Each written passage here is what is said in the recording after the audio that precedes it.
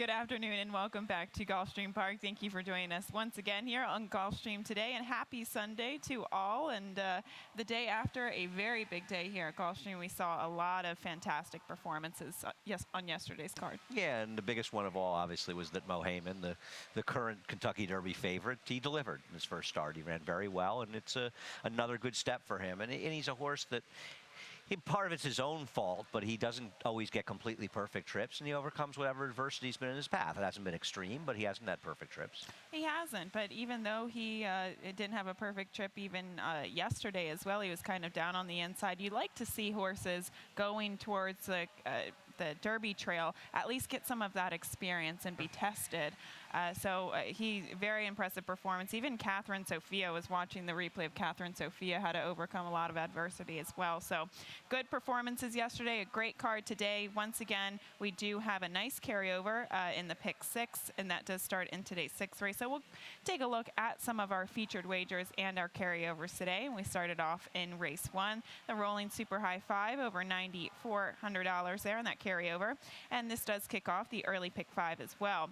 As we move on to the latter half of the card, race 6 kicks off the 20-cent Rainbow Pick 6, carryover over $300,000, and race 7 does start the 50-cent late pick 5. We'll take a look at the early sequence, though, the early pick 5 sequence, and I believe you came up with a ticket, a tough sequence today. It's a very tough sequence, and it's a tough sequence because the first 2 races are, I'm never going to be the guy that advocates alls in multi-race wagers. I get it in some legs in superfectas where people might use them in dime plays. I think it's a bad way to play in multi-race tickets, but to each their own. I could have gone all in the first 2 races. So instead of spending a lot of money, I've kept it in a minimal amount and taking a shot with my first 2 choices in the first race, spread to 4 in the second, and 2 by 2 by 2 with the scratches. The third race, a race that was dramatically affected by scratches, as I thought 2 major contenders came out. And we'll see. I'm curious to see where you went in this first race, Gabby. I'm hoping you have a better idea than I do. I don't know about that, and maybe I have a better idea. A different idea. I don't know if it's a better idea, but we'll take a look at today's opener. I agree with you. The first 2 races were very, very tricky.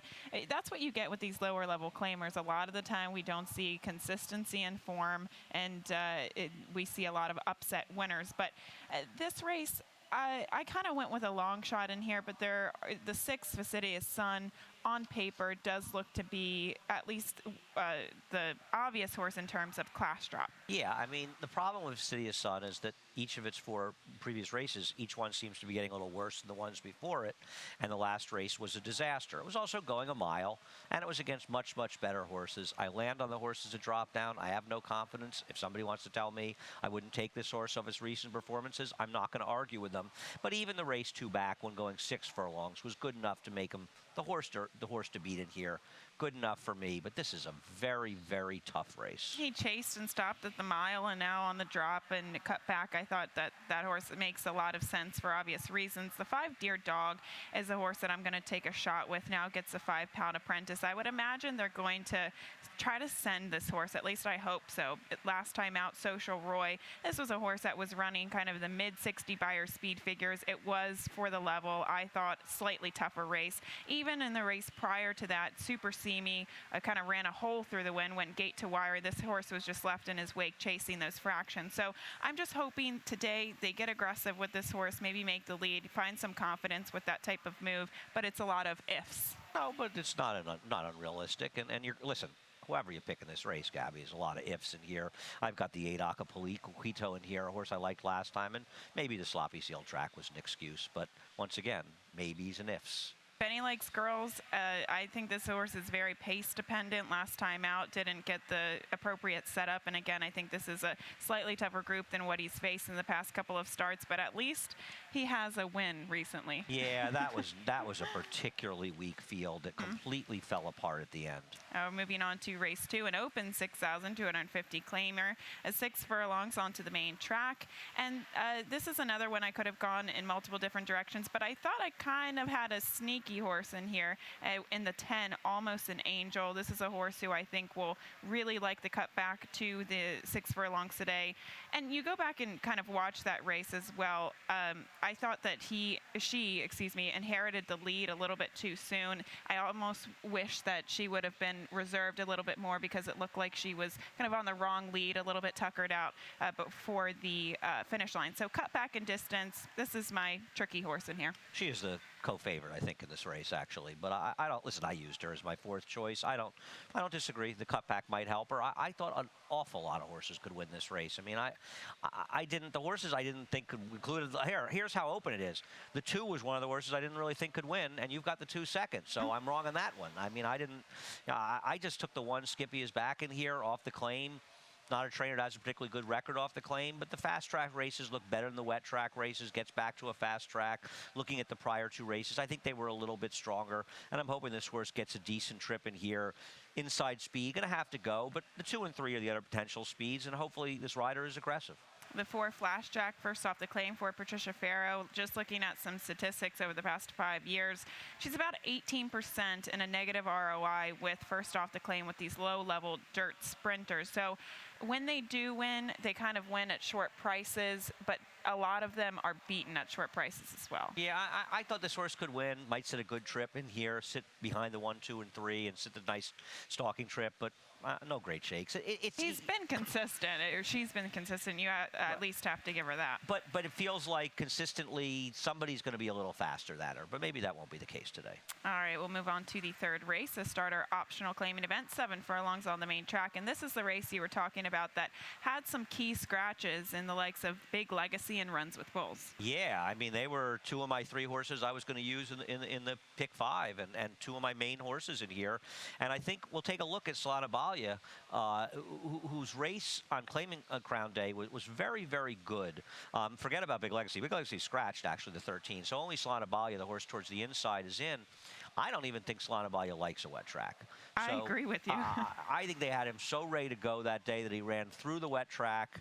And this was a horse they claimed to run in there. They obviously gave some time off, and I considered singling him in here, but I figured I'd use the 10, Defer Heaven, who last time was the time against a terrible field, and I think Slanabalia is supposed to just win this race. This horse ran a fantastic race last time out on claiming Crown Day. As you said, I don't think he's capable of running on an off track, but I don't think he runs his best races on an off track, and he was down on the inside, whereas Big Legacy was kind of out wider, and arguably he was kind of on the worst part of the track that day, closing from off the pace. So I think they're going to have him ready, set to go.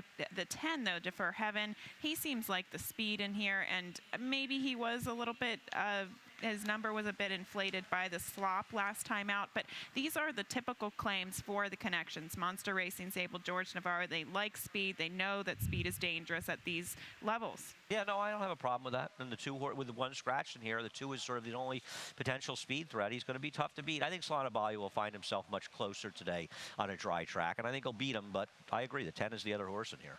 Okay, we'll move on to the 4th race, a 16,000 conditional claimers, a mile and a 16th on the turf course here. And I kind of had an interesting time with this race. And unfortunately, I land on the 2 Escondido. Do I think that if he does get bet, maybe there's other options to go? But we'll actually go back and take a look at his most recent replay when he finished 2nd behind Pep the Champ. I thought he ran okay in this race, Gabby. I have no problem with him. I thought the 1 and 2 were the right horses in here, and I'll let you talk us through this replay, but I thought this horse ran pretty well. Well, we can see him. Tyler Gaffalione as well was aboard last time out, and I thought he did a good job kind of saving ground going into the first turn and then kind of proceeding from there. But got shuffled out. He did get shuffled out, but then he obviously kind of made a wider bid coming around the final turn, and I didn't think that there was really anything he could do about that. No, I think the horse lost some of the position on the backstretch, which kind of hurt him, and he put him out there, and he didn't lose a huge amount of ground. He saved ground as long as he could, and he angled out late in there, so it wasn't a huge loss. He wasn't going to beat Pet the Champ, as it turned out in here, and I just think he's a pretty logical horse off that. And I agree. Listen, I think Tyler rides well, and I thought he rode this horse fine. I just thought he lost a little bit of position on the backstretch. And now looking at the one Imperator, this is a horse that you use in the mix. And the only thing that I was a bit fearful of was this particular distance, but he does kind of have that tactical speed, and he draws that rail post position. He wanted a mile and 16th in synthetic. I agree with you. I'd probably prefer it was a little less of a distance in here. I just thought this horse faced much better horses last time, would get a good trip from the inside. I want to use the 1 and 2 in here as my main 2 horses. If I can get to this race, I'll take my chance surviving them. I thought Let's Wrap It Up was another horse, but he's such a last time was the time horse in that conditional claiming race. You don't like him at all, and I don't blame you. Inside the Pipe, first off the claim, this is a horse we haven't seen since July, and they obviously claimed him for $30,000 and now put him back in for the 16. But I don't necessarily think it's a negative. I have seen, obviously, you can always approach it as a negative when you purchase a horse who double the amount that he's running in today. Well, it is a negative, but again, that wasn't easy. If you look at the races that he was running in, I thought that they came up, or the race that he won last time out, it was pretty easy. So do you step him up against tougher down here in South Florida and these claiming levels, or do you try to find this competitive level off the claim and off the layoff? Well, I'm not as nice as you. I think it was a terrible claim. I think claiming 3-year-olds in races like that is a very dicey thing to do. The field he beat last time was atrocious. That's what I'm saying. And he had a perfect trip to beat them. So, yeah, I agree with what you're saying. What you're saying is it's not a negative drop because they should never have paid $30,000 for him to begin with, and that's what I think. So they're I think it was bringing a terrible him back claim. against a reasonable level. Right. I think, unfortunately, the reasonable level for this horse might end up being $8,000 at some point in the future for him, because I don't think he's as good as the horses. I know his figs disagree with me, and maybe I'm dead wrong here, but I thought the field he beat last time was awful. It was pretty bad, and he has a layoff to contend with as well. Well, with that said, we'll move on to the 5th race, a maiden $40,000 event with a 1-turn mile on the main track. And taking a look at this field, we'll actually go back and take a look at a race that several horses come out of. Yeah, we're going to... Oh, yeah, I really want to look at this race because I really want to look at Meeting Francis in here. And I know that I think there's a couple other horses in here, but the horse we really want to focus in is the 4 Meeting Francis, because I thought this horse had a significant trip that was kind of missed here, because this horse gets completely eliminated at the break. And it's one of the problems with, not being able to get a pan shot view of the start. You really have to focus on all the horses. So this horse got eliminated. Look how far back this horse is in the green. And Joel Rosario is fighting him at this point. He's actually completely out of the picture. And I thought, all things considered, when you think how he was shut off, you look at the running line, and we'll talk a little about the race, Gabby. He's going to make a real run to contention, 3, 4, 5 wide around the turn before understandably tiring at the end. But this is a horse that had that significant trouble at the start, makes the big middle move. Now, the horse that won the race did come back to win, but I believe that she won on the turf, right? She did win on the turf. She won that race. She actually ran very well on the turf. But you can see the horse in Trackus is inching up sort of behind. You see the 4 coming, and you're actually going to see her head pop into the picture soon and make a very big wide move. And I think what's important about this horse, there she is, she really ran in here. It's not like this was just a bad non-effort, and the chart doesn't do justice to the performance she put in. And I'm hoping she gets a clean break in here, and who am I supposed to be afraid of? I like this horse today, Gabby. Okay, well, the 7 Diplomatic Affair is the horse that I kind of liked coming out of that race. She was obviously the one horse, as you saw in that replay. She took a lot of dirt, and I like the fact that her numbers and even her visual performance improved drastically from her prior starts on and off track. So it just kind of gave me the inclination that that's all she really wanted, was to get to a fast main track, and her performance wasn't bad, all considering the winner. Yeah, I know. She also just saved ground the whole way on the rail, and for my money, whether I'm right or wrong, and obviously she can win the race. I think I picked her 4th. I think the 6 is going to beat her. If the 6 doesn't beat her, then I'm just wrong and I'm going to lose my money. But I'll take my chances and use other horses like the 1 Soigné. Same trainer, of course, as Meeting Francis. A horse who's just dropping down after facing much tougher horses. And we'll take a look at a statistic for the Michael Matz barn over the past 5 years on the dirt with maiden special weight 2 maiden claimers. 24%, but a negative ROI, finishes in the money 14 out of 21% of the time, or 67% of the time as well. Yeah, it just seems like he sort of beats the takeout and doesn't do a particularly good job with them, but not a terrible job. And one of my problems with Soigné is that mile race at Belmont on October 29th was a despicably bad field. They've tried invite in stake races since that, and she's gotten just her head handed to her. That was a slow race for a reason. But you know what? She's not meeting any killers here. No, she's taken a decent drop in class there from maiden special weight to maiden claimers. And you make a good case on the 6th meeting Francis in here, but visually I really did. She did, meeting Francis had plenty of excuses coming out of the gate. I just opted for the 7 Diplomatic Affair, but it's an interesting race, a maiden claimer there, upper level maiden claimer. We're going to take a quick break. When we come back, we're going to take a look at the 20-cent Rainbow Pick 6. I had a very tough time with this sequence, and we'll talk about it right after this.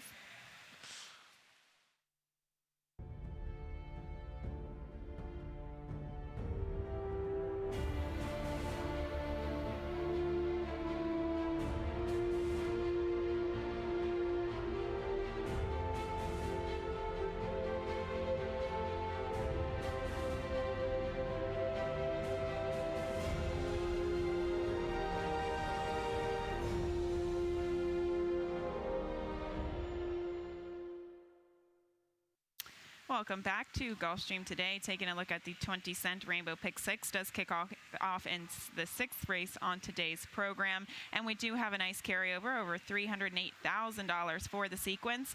I came up with a relatively inexpensive ticket. I don't want to give out a really, really expensive ticket, but obviously you have to take this with a grain of salt because this is a very tough sequence. I couldn't find a single. I wish I could, but pretty much using 3 horses, 2 horses, and multiple legs of the sequence, just using 2 horses in races 7 and 10. We're going to try to get through this, try to get through the first leg of the sequence as well. A maiden $35,000 event, 7.5 furlongs onto the turf. It's not easy. It's not an easy sequence. And, you know, one of the reasons, like, you know, you have a race, I think it's the 8th race, where you and I have opinions, and it's fine to have these opinions. And there's a big difference, though, between constructing a multi-race bet around horses that don't stand on particularly solid ground. And it's tough to get through multi-race sequence when you're not standing solid ground. But you can make money intra-race by playing those horses if you happen to be right in 1 out of 3 of them. This race, the 2 Jive Daddy is kind of the horse to beat. Well, yes, so it debuted against Maiden Special Weight Company and showed speed. Now it's taken a big drop in class, so he should have that tactical advantage going the same distance, but meeting easier class company. I thought that there were other options in here, but the 3 Harlan's Bear is one of them. Perhaps I could have even just used these 2 horses to kick off the sequence. Yeah, listen, I mean, one thing about Jive Daddy that I don't love, and I've got a 2nd, you've got 3rd, so neither one of us are all over this horse. It's not as though the pace completely melted down last time. So it's not like this horse has the excuse. The excuse is obviously an outside post and has to be used to get that position. 2nd-time starter, dropping down, meets no killers. Harlan's Bear, I don't know why you like this horse, but I know I like the horse because it's a half to a horse that won on the turf. There's some turf in the 2nd generation, the dams. The horse is bred to handle the grass. And this is a clever claim because this is claimed by Chloe Bradley, but Chloe Bradley is the assistant to Ramon Preciado, who is serving a suspension. And I wonder if this is a horse that would have caught a lot more people's attention if it was a Ramon Preciado claim and not a Chloe Bradley claim. And that was one of the reasons I like this horse, because this is a very sharp outfit. Sharp outfit, yes, I agree with you, and I agree with some of the breeding as well. But even the race back in August at Woodbine, that allowance race that he faced, was very tough. And I know he got a very low buyer speed figure for there, but we got a 39 buyer speed figure. He was beaten 15 lengths. But look at the money he took as well. He was only 4-1 against horses like Sky Marshall, who's obviously a very good horse. Springhouse is a horse who runs in the mid to low 70 buyer speed figures. All considering, I thought it was a sharp claim. I do think he's going to be okay on the turf. Well, I don't know if he is, but I'm going to trust them in thinking he's going to be okay on the turf, because I agree it was a good field. But anyone can run in a good field. This horse was terrible. Even watching the race, I didn't see any reason to like this horse.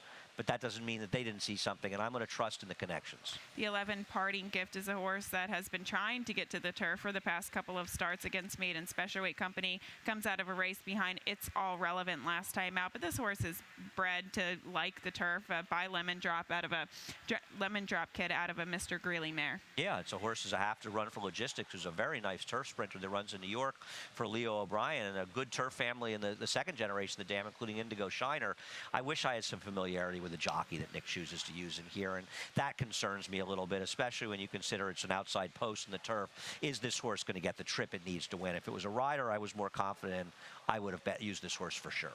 Moving forward to race 7 on the card, a non-winner's a 2 lifetime condition for 30,000, 1 mile onto the turf course as well. And this does kick off the 50-cent late pick 5, and walk us through your ticket here. Okay. How about limp us through my ticket?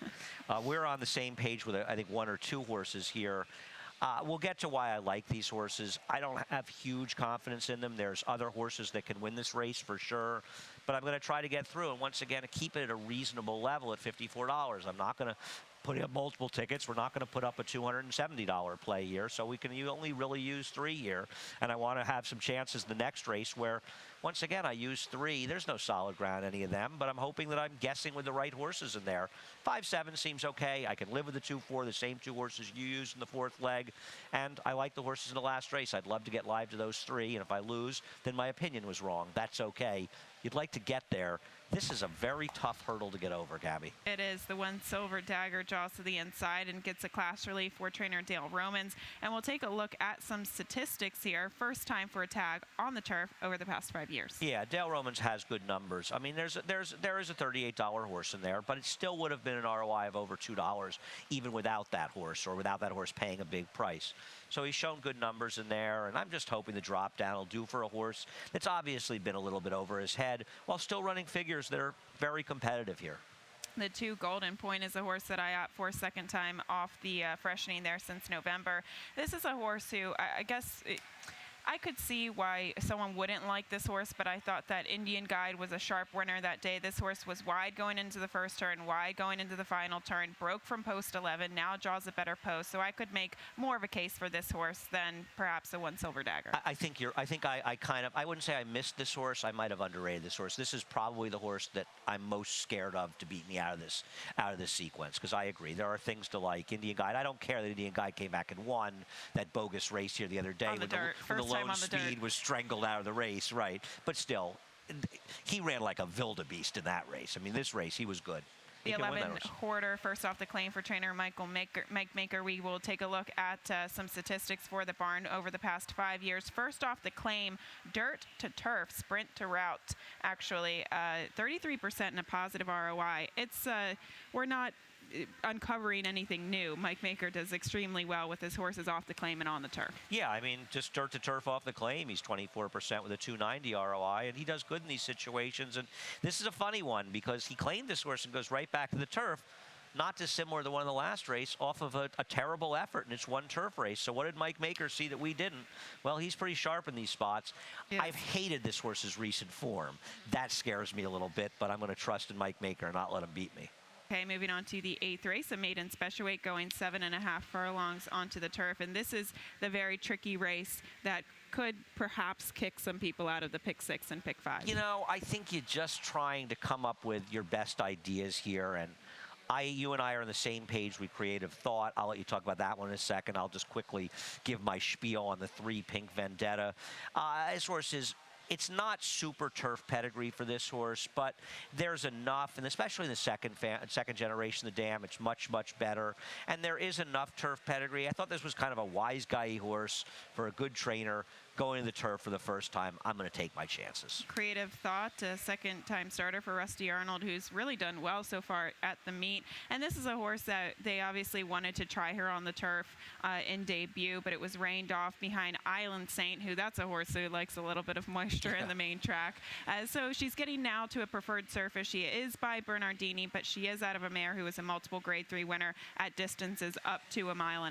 So I think there's some turf pedigree there, and it looks like some of her drills in the morning have been quite good. And she's produced 2 horses to try the turf, and both of them won on it, and they were okay. And they're big move-ups. I agree. I have to use it. Like you say, I wish it wasn't a Bernardini. I've got Akron Gold in there. Christophe Clement had a first-timer win the turf in the last race yesterday, was involved in a somewhat controversial DQ.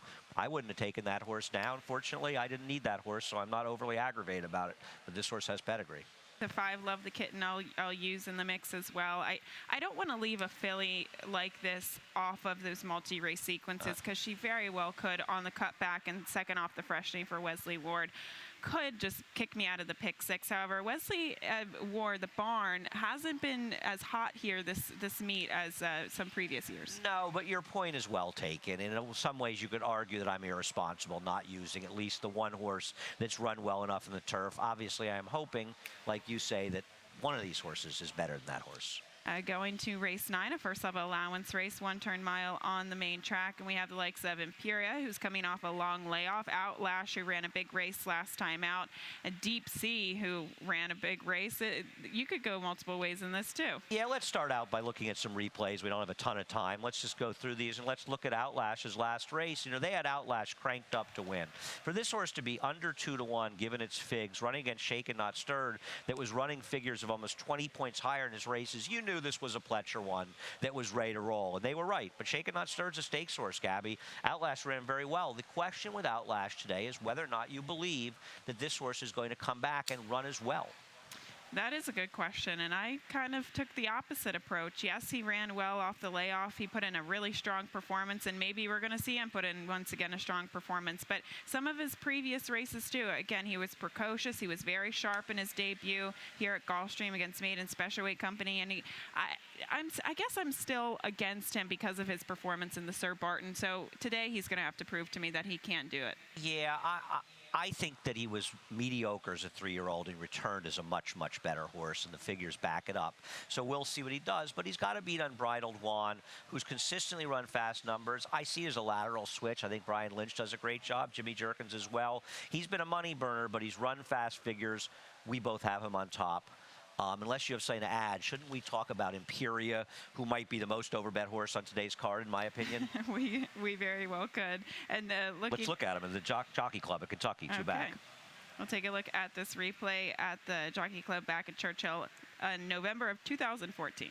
Yeah, I don't like this horse at all. And I didn't like him in this race. I thought it was preposterous. He was under 3-1. He's on the far outside making that run.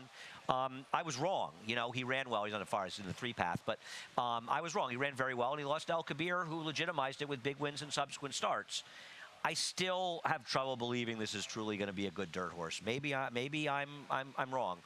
Coming off this long layoff, I don't want this horse in this tough a race. This is a tough race, man. Well, this is a tough race, and the thing is, even though if he is a very good horse, and even if he is very good on the dirt, Kieran McLaughlin is very good at getting these horses ready off of 100 or off of significant layoffs, bringing them back to Gulfstream. He's done it several times, actually 4 out of 7 times, and they all run well into the money. The only thing is, a lot of the horses that he faces today, they have recency, they're legitimate, and he just might need one, even if he is good on the dirt. Yeah, he's better, than 25% off of 250-day plus layups in the dirt. The problem is his ROI is $1.50, so he's $6 horses. This is no $6 horse, and if this horse is a 2-1 shot in here, I think you're supposed to play against it. We had a stat on Deep Sea we can quickly show. Mark Cassie's numbers stretching out off of maiden wins are not very strong. And a smaller sample size there, just 13 horses, but only 2 for 13, 15%, and a negative ROI. And I would imagine this horse is going to get bet off of that performance last time out. Perfect trip, tougher field. Off of maiden wins in the dirt, I'll give you a bigger sample. He's 5 for 53, 9%, 85-cent ROI. And he did get a perfect trip. That's why I loved Grey Glory last time out when he did come back to win. He did run well. He ran well, but he put in all the dirty work and just completely set it up for Deep Sea. You're right. We'll move on to it's a good single you had earlier in the week. It was. It was. I agree. Maybe the highlight of my week, because yesterday wasn't very good. I've had a week of lowlights. The highlight of my week is sitting here with you. Oh, I appreciate that. We'll take a look at race 10, the first half of the late daily double. Allowance optional claiming event going 1 mile and 7/16 on the turf. Let's start out with a stat on the horse that you I have on top. And this is a funny race for me because I've got a big trip horse and Sharp Omar, a horse that was scratched with an outside post, and actually the race number these come out of in here that we're going to show you. Chad's just, he's just got good numbers. You've got, what do you have? You have is this just trainer changes? First off, the claim on the turf for the past 2 years. Yeah, and he's 7 for 24 over 5 years. He wins with these horses. And this is a Michael Dubb claim as well. I was going to say that. Very, very savvy claim. He's the sharpest. Well. Michael is as good a claiming owner as you can possibly find in the game. And one of the things I like about talking to Michael is I'll frequently ask him why he claims horses. And it's interesting to hear his perspective because it's very, for me, it's been very enlightening because I've learned a lot just asking him questions about different horses he claims. And this is a horse that has ability, was hampered by a very slow pace 2-back. Chad does well with these horses. The only bad thing with this horse, though, is he's that a bit of a plotter. He's a plotter, and he just needs so many things to go his way in order to win. And I'm hoping that it works out for him. He's got the rider to get the job done with Javier Castellano, and he's got the trainer to get the job done. But he does find his own trouble because of his running style. He does. I think we're both hoping that Javi is able to overcome that by getting him in better position. Now, Nexrad, I don't mind putting Nexrad second because he'll be a much shorter price than he was last time. We're going to take a look at his last race. This is a horse, and I know that he finished behind Generous Kitten, he finished behind Fars, but you've really got to watch this one. The problem for me is I made a gigantic bet on this horse, and last time at 8-1, and I should have won 7.5-1. I should have won. And this horse just got completely blocked and stopped in the stretch, and now it's going to be half that price here. I just don't need it. Yes, but he is one to respect. If you look at, I mean, he just had no breathing room coming down the stretch, whereas the other horse there, Generous Kitten, just had a completely clear run on the outside. Yeah, Nexrad, well, could have won that race if he was clear. And I like Nexrad because I thought he really showed life a few races back. They made a mistake and went to the front with him 3-back. The time before that, he was caught behind a preposterously slow pace. So he's had excuses, and he's better than he looks. I think he's the worst to beat in here. We're both hoping the two can overcome him, but we're both using both in our multis. And only that, 2-4. You know what? This is a tough race to get through. I don't mind, because I feel like you got to take a stand somewhere in these with a limited bankroll. And if one of those two horses doesn't win, they were C's for me, so I'll live and die with them. I agree with you. We'll go on to the 11th and final race on the card, a $16,000 conditional claimer. 5 furlongs on the turf. I know you really like turf sprints, especially 5 furlong turf sprints. Well, you know, it's funny. We were joking the other night about, I said to you, I can't believe I'm getting the last race of the 56-day race week, and it's a 5 furlong turf sprint with 47 horses there. I actually have opinions in this race, though. I like this race, and I sadly don't have your horse, Super See Me, who I have as my 4th pick. I think that horse is the worst to beat, Super See Me. I'm just trying to beat it. Super See Me has the speed. We talk about this so many times. George Navarro off the claim. Claimed from the George Navarro barn. A lot of the time it's hard to duplicate, improve anything off of that type of barn, but he actually really surprised me last time out. He went gate to wire, and these are the horses that you love to have in 5 furlong turf sprints, horses that have speed because they don't get in trouble. I don't disagree, but I'm going to try to beat them. Both Film Shot and Lyrig, the 6 and 7 come out of the same race, and I want to show, I'm not sure how much of that race we're going to show, as we're going to run into Larry's time a little bit, but let's get to that replay we want to show. Film Shot had an atrocious trip in here, and I can't blame Julian. It's a horse that broke from the outside, but is 4 wide into the first turn. We're going to show that. Now, Lyrig is the 7, also is 3 wide, and Lyrig is close to the pace. I think it's important to note that Lyrig's actually right on the pace at this point, and I think the cutback will help that horse. But there's poor Film Shot, hung out to dry, and continues to be hung out to dry as well. Lyrig is actually outside of him at this point. No, Lyrig is inside of him, so he gets the easier trip. And I think that Film Shot made that premature wide move. Julian, there was little he could do, and he's a horse that's going to benefit from cutting back in distance. I don't like these turnbacks in general to 5, but this horse's turf sprints at Kentucky Downs and Saratoga, 6 and 5 furlongs, were good enough to say to me, I think he can do it. I'm going to try to get this horse over, and I also think that Mark Hennig has done, I don't think it, I know it, a superior job with these Donald Adam horses that he has taken over the training of. He won with a number of them at big prices in New York. And as we can see, the field finishing up there as well. I agree with you. I think there's a lot of things to take note of. Film Shot, how he was extremely wide. He broke from a bad post last time out. I respect him in the top 3. Lyrig, though, going into that final turn, again, he did kind of, it almost looked like he lost a little bit of position. Yes, he did save ground going into that final turn, but he had to take him back, angle him wide, and you don't really like to do that. I think this horse will be very sharp on the cut back. It also almost looks like he flattens out a little bit at farther distances, so the cutback should be key for him. Right. I don't mind that both these horses kind of fell apart in the late stages because they can go over a quarter of a mile shorter today, and I think it will suit them both very well. I also think that Mascherano is a horse to look at. The 8 horse, this is a horse that had significant trouble last time, and that was its turf debut, and is a better horse in the turf than dirt. There's a lot going on here. But Larry's going to be very annoyed if we don't get out of here soon. We have to go. He looks angry, doesn't he? He looks very angry. He wants to get up here and chat. He does. I think we've done enough chatting, actually. And taking too a look much at chatting. Too much chatting. We have to go. But taking a look at today's card, once again, do want to remind you that we have over a $300,000 carryover in the 20-cent Rainbow Pick 6. It does start in today's 6th race. And we do have a carryover in the Rolling Super High 5 in today's 1st race. So get to handicapping. We're just a few minutes out. We're going to take a quick break. We'll be back for race 1. But first, Larry Colmus. Best of luck on today's card.